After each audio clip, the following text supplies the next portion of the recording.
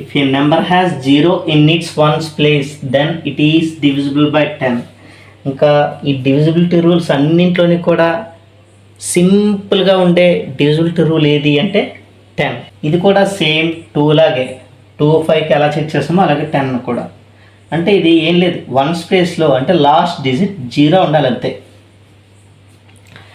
0 ఉంటే చాలు, ఆ నెంబర్ 10తో డివిజిబుల్ అయిపోతుంది.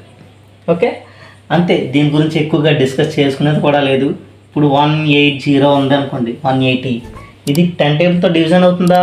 ఎస్ అవుతుంది. ఎందుకు? వన్స్ ప్లేస్లో 0 ఉంది.